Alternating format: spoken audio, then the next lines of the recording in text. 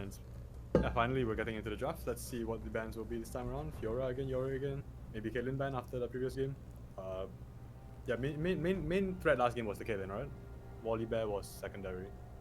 Well, the main threat last game was the Nunu. Let's be for real. Okay. Akali ban. Okay, Assassin's taken off the table. We established earlier. Yeah, we don't really want that 1v1 burst damage. Interesting Talia ban here. I will say that Call Me Soul's profile picture in game is the Talia Champy icon, so maybe a band that they scouted out. They ban another duelist taken away. Okay, pretty standard bans, all things considered, besides the Talia. Let's see what Misa bans next.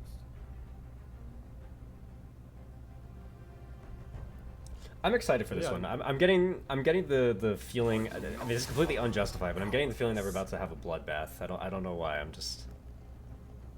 getting bloodbath. I mean, certainly vibes. compared to last game, it will be much more even of a matchup. I would say, just again purely in terms of rank. But yeah, I do get that feeling as well, honestly. Yeah, now Soul in a Tin does have an advantage in rank, but I don't think it's an insurmountable advantage. Boy band once again.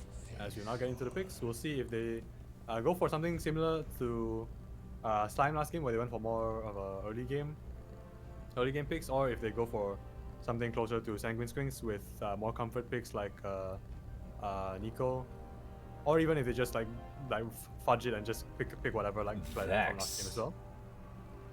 Interesting, Vex in the blind. Wow, we have not seen Vex at all yet. Not in this tournament, not in any of the test games. This is the first Vex that we've seen in the 3v3 format as a whole. Vi being picked up in response. Really good early as well, but it will be interesting to see how she does in lane, considering jungling is not as viable here. Does I have to ask, does Vexus like whole anti-dash thing block Vi's cease and desist? No, so Vi's Unstoppable will be able to cancel the fear. What it won't cancel is Vex's passive. So Vex has a passive that anytime that any champion dashes, they get a little mark, and if she auto-attacks them or hits up with an ability, it consumes the mark and deals more damage. So Vi will still get the little passive mark, but she can buffer Vex's fear with her ultimate, yes. Interestingly, picking up Ryze as well. Certainly more of a late game champion. What do you think of that, Poro? Have you seen that before? I actually think that Ryze can be quite good in this format because Ryze, while he is usually seen as more of a late game duelist, he has two big advantages for this format. The first advantage is that Ryze early wave clear levels 1 through 3 can be very strong, which means that if you want to look to slow push waves and then go roam and gank somewhere, you could do that with Ryze pretty well. The other advantage being Ryze's ultimate. It's a semi-global ability, so extra mobility, especially when you have these 3v3s and no junglers, and it's harder to make things proactively happen on the map. That's always good. I know that when we were first coming up with the format, Ryze was a champion that I said maybe people should look into exploring it. And then, as you said, it's a great late game scaler. So if the game ends up going later than expected, you have that security blanket back there. Well, looking back to the other picks, Diana being picked up, as well as the Xayah. So good on Soul not to go too hard into AP there. Was getting a bit worried there when they picked up Vex and Diana back to back. Meanwhile, for Gamblurs, they're going for 2 AD picks with the Olaf as well. I believe this will be Diana and Olaf. Is that how this overlay works? So people can choose to go in whatever lanes they want. Right. Now, I will say this: okay. I actually think that the Olaf pick is huge. I think that's actually like a phenomenal pick for this strat specifically. I don't see any champions on blue side who can deal with Olaf at all. So I'll be looking forward to see if they can get into mid game unscathed without a massive deficit. I feel like this type of thing where Olaf. Press R, just run all 3 of them down. Can't be CC'd by the Xayah pullback, can't be feared by Vex. Don't think that Diana has the raw damage to actually kill Olaf like that, so definitely a big fan of that pickup. Yeah, and I just overall looking at the composition on Gamblers, I do kind of prefer it in terms of like overall like 3v3 teamfight potential, just because Vi and Olaf are such a good line. Just to allow Ryze to just like EQ. It will be interesting to see if they get to that point. Yeah, but even if they don't, I mean like Olaf as soon as he hits level 6 is strong. Rise if he can like hit the level 6, level 11 breakpoints and then start getting that like ultimate passive for his Q, he can be strong. Vi very strong early. Personally, I think I just really like what Gamblers put together here. It feels like they put a lot of thought into the draft. Didn't just slam champions they wanted to play. For sure. I think they definitely saw the B1 Vex and decided to punish it. Vi and Olaf both very good champions into Vex. Yeah, again, I'm very intrigued by the Vex. Not necessarily Vex herself, but Vex in the blind, especially because you think most of the time, you counter pick for like heavy dash comps, right? But going Vex in the blind tells me either they're just trying to goof around and they're just underestimating Gamblers just because of rank, or this is Call Me Soul's like signature pick or something like that. Well, I mean, I think her signature pick is probably the Talia. I think that's why Right. Red Side would have banned it. But other than that, yeah, I would assume it's just a comfort pick.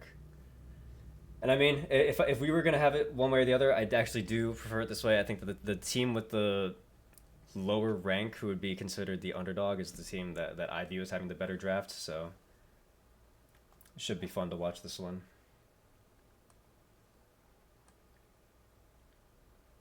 Didn't look like there was too much ironically, with Gamblers playing, it didn't look like there was too much gambling action with the channel points. So 50-50. Low amounts, it seemed. Sorry if I sound distracted at all. It's because the cat is still sitting in my lap and also like biting me.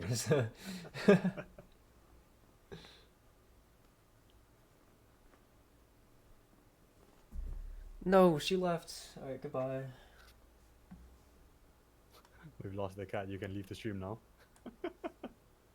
Lexi mentioned she lost all her points, or their points. Unlucky. Should have gambled on yourself, SMH. There's a channel who once hosted a 1v1 tournament. It was Cosmo Moss, who's a good streamer friend of mine. They did a 1v1 tournament. I participated in the tournament.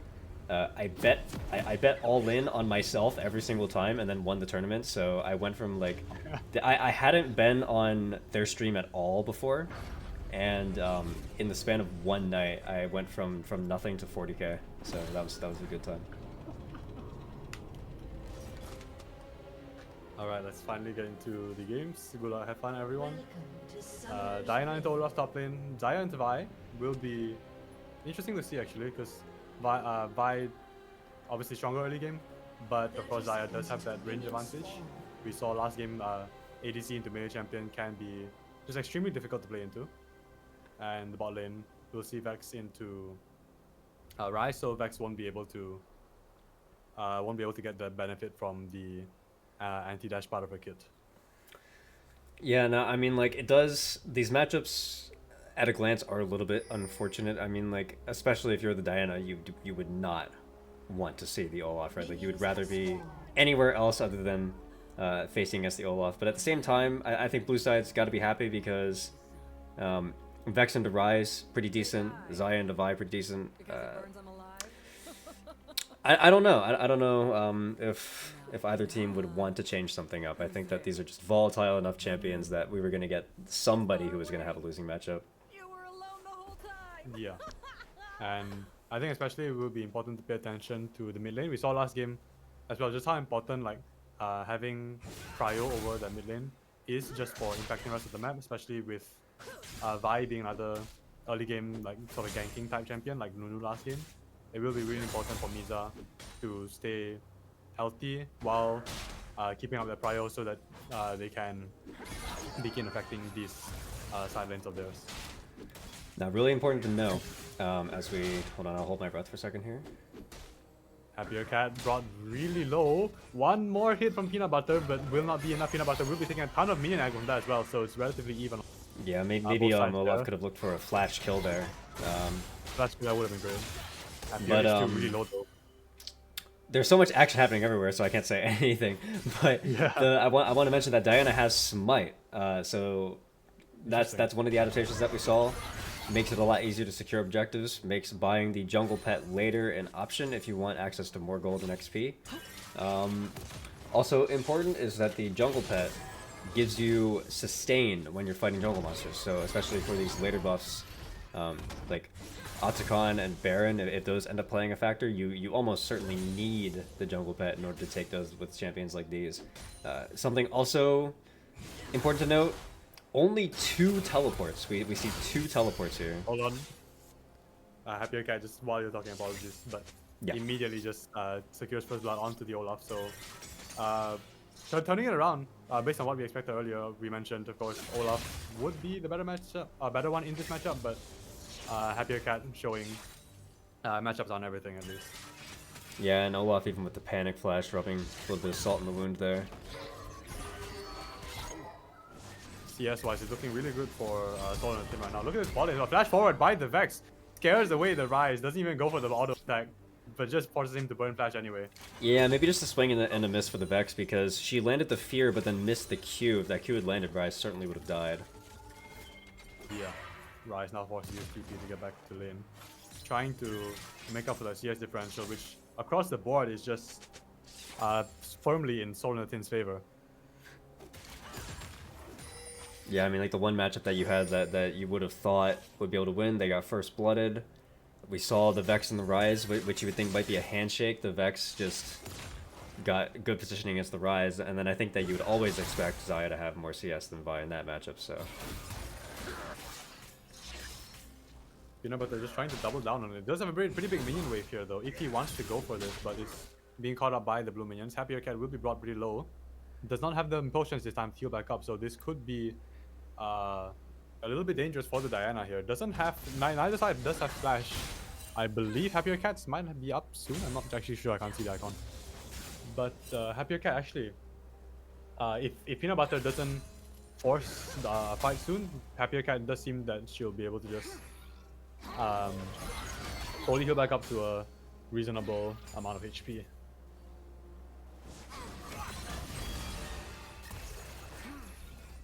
Surprisingly, no gangs coming from either mid laner just yet.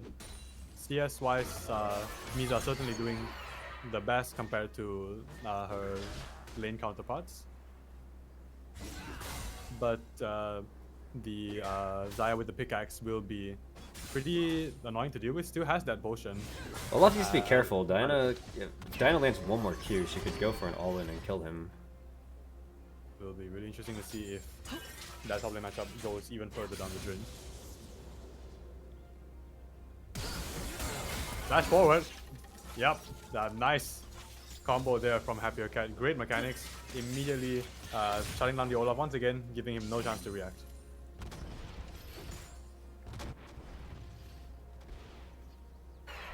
Soul and Tin are in a pretty good spot to take the first set of Void Grubs here with the Cryo in the top and mid lane. I don't see Peanut Butter really being able to get anything done in terms of contesting the Void Grubs, at least in his current state. He just need to try to force this, or shove this wave I should say, if they want to deny that Void Grub take from Soul and Tin. Meanwhile on the bot side of the map, things quieting down a little bit. Pipey actually regaining the CS wave. Can he get cannon here? Will be able to secure it, fortunately. However, unfortunately, Misa is on the roam here. But I believe we'll get spotted up by the tri-bush. Yeah, I mean, like, the longer this bot lane matchup goes, the more and more you're going to have to favor Ryze, because right now at the beginning of the game, Vex can kind of duel against him, but as soon as he gets level 6, we have an all-in coming after the buy here, actually. Ignite, I mean, exhaust use, the Conqueror is available. Little tempo for Ruin here, well, not really providing much value just yet. However, Misa seems to run out of fuel. Never mind, flashes back in, forces the flash away from Ruin instead. He gets the root off. Will force Misa away. Ruin basically has no mana left, so this will be a really dangerous matchup here if they decide to stay in here. We see no movement coming in from the side lanes. They're content to leave the mid lanes to themselves. Olaf ultimate used here onto Happier Cat, but Happier Cat literally just walks it off and has a big minion wave here, forcing Peanut Butter away. Peanut Butter cannot take this fight with this minion wave alongside Happier Cat. Yeah, and I mean, like, this is where you hate to have no TPs. Zaya's gonna have to base, and she's gonna lose an entire wave for that. Does have pretty good CS lead at the very least, and does manage to pick up the Berserker's Grief, so will be more in a position to handle another Vi engage if that does happen. Probably once again established here by Happier Cat. I'm still interested to see if they go for these Void Grubs here. We'll get spotted up by that ward though, so Gamblers will know it's coming. And like certainly Vi's gonna go for it though, right? Like, I mean, like she took Smite for a reason. Vi is exhausted, but yes, Diana does have Smite. Yeah, unfortunately, I don't think they're content with going for it until they get some really good prio or get a kill in one of the lanes first, which Ruin does seem to be trying to do. Again, that range advantage just really chipping down Misa. This time around, Misa doesn't have potions, so will be taking permanent damage. Nice root there from Ruin here. Misa is really low. Don't think she can all back in. Ruin might just auto her death. Barely misses the blades, forcing Misa to recall again. Now that's some prio they can use, but Misa's gonna go back in instead. Forces the Zaya ultimate away just to dodge that.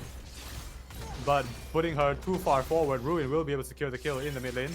Tower, unfortunately, one shot away from avenging the mid laner.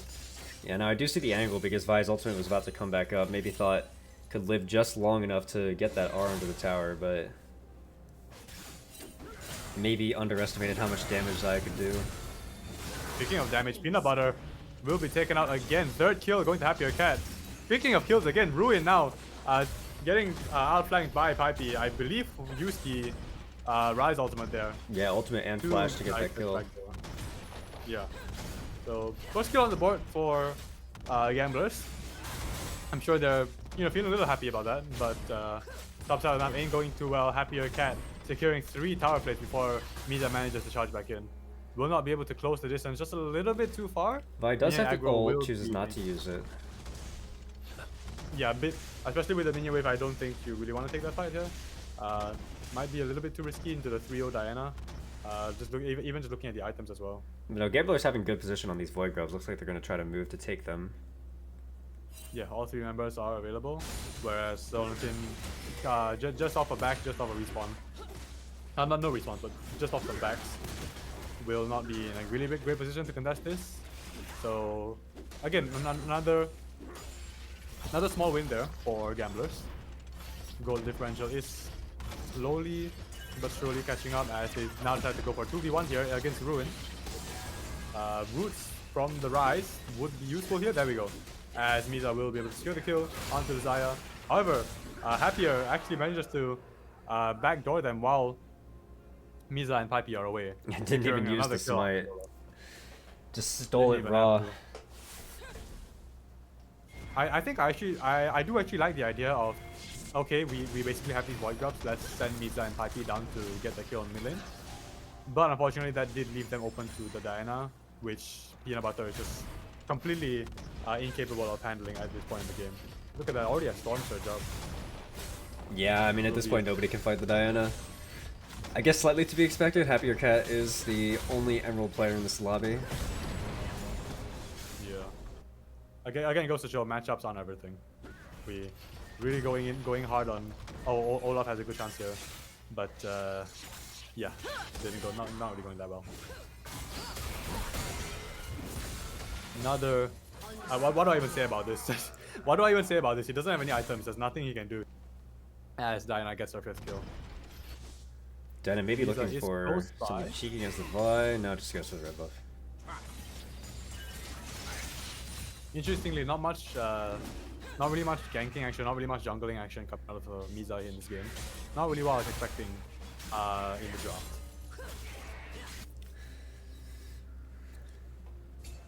I guess one thing that you could look for if you're Gamblers is that the 3 people on your team are all relatively tanky if you can get like maybe 1.5 items on them. This Diana opted for the Storm Surge instead of the Nashers, so definitely more of a burst build if we can see Olaf get to that Ravenous Hydra and then maybe get some components for Sterix. If we can see the Rise finish that Archangel staff, then maybe the Diana won't be as useful anymore. Yeah, speaking of the Olaf here, trying to get something done with... Oh my gosh, look at those damage on the return feathers. Actually, that looked decent at first, honestly. There was a decent flank angle there from Peanut Butter, but the damage from Ruin just way too high right now. And also the Olaf is just so far behind. Only has a Tiamat. Not a very good item if you're going to try to go for an all-in like that. Yeah, Rise is coming over to chase off Ruin, but Ruin can probably just walk this off onto it, even without the ultimate. If Gamblurs want to win One this thing to game, it note- essentially at this point has to be off of Rise. Yeah. Interesting flash there. I can see the angle. I think that Rise was closing in to try to get a root. Yeah, actually, yeah, you're right. A root there without her ultimate would have been pretty difficult for Ruin to navigate out of. Let's get the root back onto Pipey though, denying him the aggro while the minions run in tower. Yeah, I mean, this Olaf is level 8. And Diana's 11. So. Just to add like an extra layer of their screw, Soul in the Tin even has the piece of strength boots available. So just another extra layer of stats for Gamblers to work their way through. As Atakan actually, speaking of new stuff, will be confirmed. At least his spawn location will be confirmed right about now. We'll see. Is that popped up on the map? Yeah, now you weren't here for some of the earlier games, but the general consensus from the teams is that Otacon is actually a complete bait. We saw 2 teams try to take it, and both teams failed to take it, couldn't do enough damage to it, and then almost lost the game because of it. Like, it ended up losing 3-4 turrets on the cross map, so far people seem to think that the buff is just not worth it. I suppose in a 3v3, yeah. I could see that without the damage of like a full field. And even here without the jungle pad as well for the sustain, as you mentioned earlier, would be pretty difficult to really secure the objective here. But speaking of objective, Happier Cat will be using their 6-0 lead to take this second set of Void Crops. Yeah, I just took a peek at the gold. Obviously, Happier Cat very far ahead. Interesting to note, though, is that Pippi is the second richest person in the game right now. So, once again, if Gamblers are going to have any chance of winning this, it's going to have to be through the Rise. And he's going in. Maybe saw that the Diana was low health. Flashes away from the Vex abilities. Will not be able to get the kill to the Happier Cat. Nice move there, being able to run circles around Pippi and flash away safely. Yeah, good Peanut fear Butter from is the Vex. Diana's coming back in, actually. The Rise is about to recall. Yeah, but the Rise has TP. Olaf will not be able to get the kill onto Happier Cat, unfortunately. As, yeah, Soul and Tin will be able to secure 4 Void Grubs. Yeah, just so far behind. Buff. It was a good try. It was very good, right? That definitely was a really good angle there again. Now, we've seen Peanut Butter really can get some decent flanks off. But again, I think it's just down to, you know, being 0-8 by 16 minutes. There's not really anything you can do about that. Yeah, that's just kind of how League is as a video game. Yeah, you also have to feel that like Diana and Olaf is a super volatile matchup, and Olaf almost got that first kill. So you almost have to wonder if Olaf was the one who had gotten that first blood, would we be seeing a little bit of an inverse where the Olaf is the one taking over the game?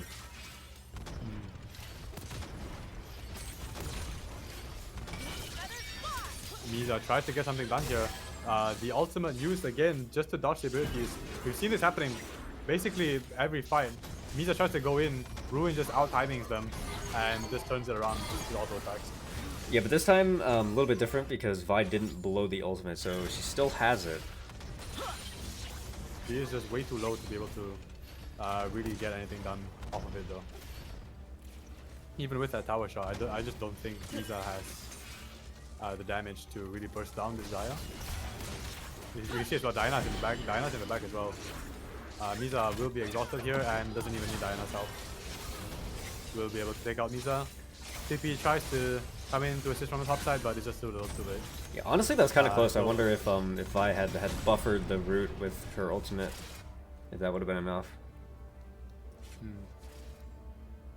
Happier Cat looking for her 7th kill on this poor Olaf.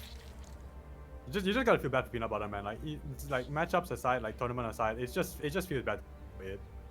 It just feels bad. You know what? There's always a silver lining. Peanut butter's probably not worth very much gold now, which means that they can play super aggressively if they want to.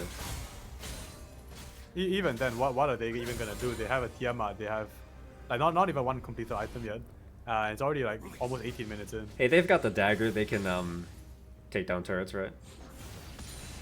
12% attack speed. Yeah, let's do it. Listen, there are some games where 12% attack speed is a lot of attack speed, you know. What DRX 2022? Well, I'm just saying, like, listen, like, not even League. Like, if I got a quarterstaff in Path of Exile 2 that had 12% attack speed on it, I'd be over the moon about it. All right, don't be sleeping on 12% attack speed now. Well, unfortunately, this isn't Path of Exile. Peanut Butter is trying to get again call for Ruin, but Ruin is doing a good job not playing too overextended just yet, even though they are pretty far ahead. Comic might be caught out here. Good wall by Comic Misa again just not really finding the reach onto these dashes here. Comic just pissing off 5P a little bit here, as Peanut Butter, like you said, tries to get something done with the low, I guess, punishment that they're currently experiencing. But yeah, again, just don't have enough damage. Happier Cat certainly has enough damage to push out this bottom tower. One more tower, and then the inhib is open for the side of Gamblurs. Will be certainly very difficult to come back from. Yeah, while Diana doesn't have the Nashers, she does have the Lichbane, so it can still do a lot of turret damage very quickly. Will also do a lot of champion damage, as you can see here. Peanut Butter will be caught up by the Diana ultimate again, and just nothing he can do, just has to run back. Yeah, nice little double E technology right there. At least Olaf has Stradbreaker. That's Stradbreaker, right? Yep. Yeah, but at least he has that, so you know, one item. Better than nothing, I guess. Misa actually might get something here. Call Me Soul is really low. Shadow ultimate. Turn it around though. I wish we had replays because I'd love to see that again. We do have replays. Oh, we do have replays.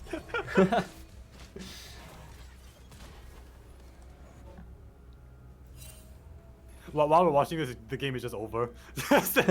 Okay. Yeah, Vi ultimate there. Then gets the fear off. Brings him really low, you can see this here, but you see that Vex ultimate really just brought just enough damage for Misa to realize I gotta get out of here, and that's when Call Me Soul with that range advantage by being a mage just managed to turn that around in their favor. Yeah, and off that kill we can see blue side starting to take that Rift Herald. I mean, like, if they get this Rift Herald, the game's probably just gonna end, because they can either drop it mid or bot, break open that tier 3 turret, and then at that point it's open inhibitor. Yeah, Adakan just staring over longingly at them. Please fight me, please, I am voracious, I need to kill. But they are just not going to feed him this game. Yeah, who knows, maybe there's a world where blue side randomly decides to try to start, Adakan fails, red side runs it down mid, wins the game. You know, that's the hope at this point. Haven't even been able to take one turret yet. Haven't even gotten any damage on towers at all. Like looking at the minimap, like they all look. There's some damage on mid turret. Okay, so half a tower they've taken. Peanut Butter again just tries to go for the Vex. At least recognizes that yeah, I'm not killing Diana. Maybe I can kill the Vex. But yeah, not happening. 10th death for Peanut Butter.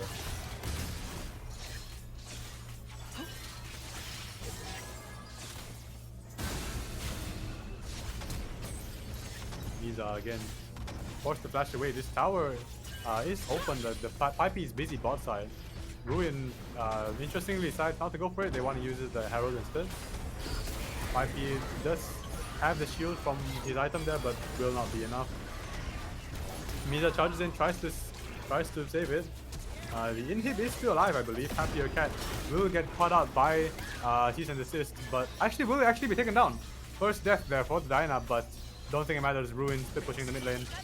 Will not just be able to secure the inhib. Yeah, GG's good to Soul and a Tin and Gamblers. good last ditch effort there from Gamblers, but it wasn't enough. Soul in a Tin will take this one.